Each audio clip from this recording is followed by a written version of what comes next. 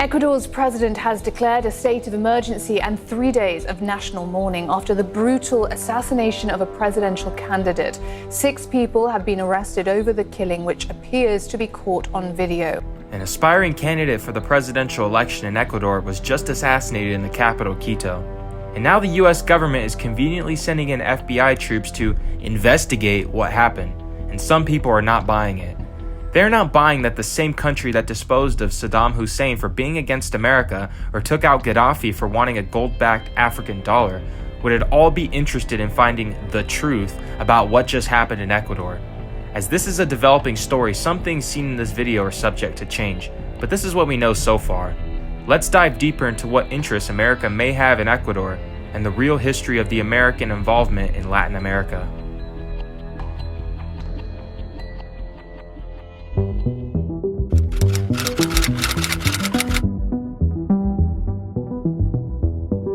The United States for decades has had a keen interest in Latin American affairs. Remember when the US invaded Panama to overthrow Manuel Noriega? Or the time the US overthrew President Arbenz in Guatemala? Or the time the US tried to overthrow Hugo Chavez? You get the point. America has had a long history of interference in the world, but more specifically, Latin America.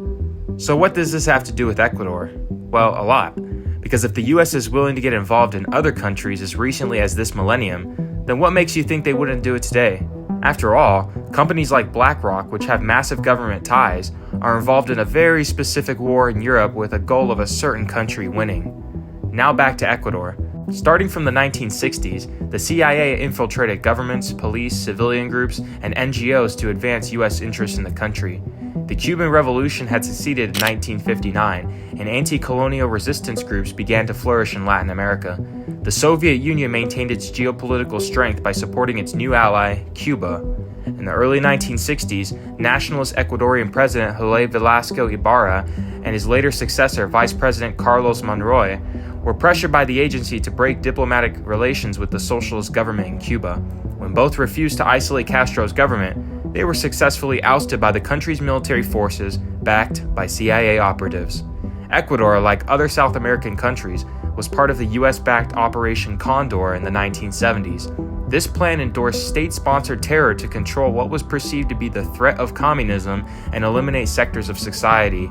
But it gets even worse. 2 prominent presidents in Latin America, Omar Torrijos of Panama and Ecuador's Jaime Roldos, strongly opposed the US measures.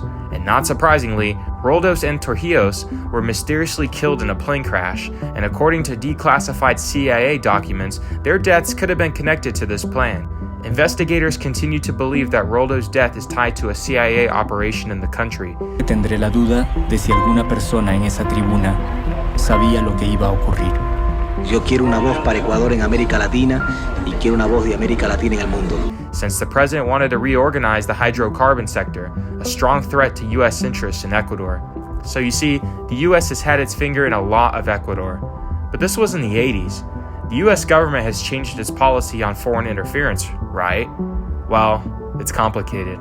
The US funds NGOs, or non-governmental organizations in Ecuador, which have been accused of being political meddling tools used by the CIA, which dictate Ecuadorian politics. Now let's talk about this guy, Rafael Correa. This guy is definitely not on America's good side. For one, he offered asylum to Julian Assange in his Ecuadorian embassy in London, which the US heavily disapproved of, as well as expelled 2 CIA agents working in Ecuador. He has accused these American government-funded groups of trying to destabilize Latin America, and especially Ecuador. In 2010, 6 men tried to assassinate Correa in his vehicle while leaving a hospital in the capital, Quito. His bodyguard was killed, and Correa hinted that some foreign powers were behind all of this. What foreign powers, you might ask? It's up for speculation. Correa currently lives in exile in Belgium, and there's a warrant out for his arrest in Ecuador. The US government mostly went after left-wing governments in Latin America, and the pendulum may be swinging at this moment. The recent death of Fernando Villavicencio has brought to light these allegations. Villavicencio was very similar to El Salvador's Nayib Bukele. He wanted to eliminate gangs and cartels from Ecuador, as well as clean up the rampant corruption that had been plaguing the country. As the world has seen with Bukele, this strong approach to ending crime has been widely successful, and his opposition was furious. Is it possible that someone could have funded a radical Ecuadorian group to carry out his assassination? Or is it all just a coincidence? And now the US is sending the FBI of all organizations to investigate this assassination.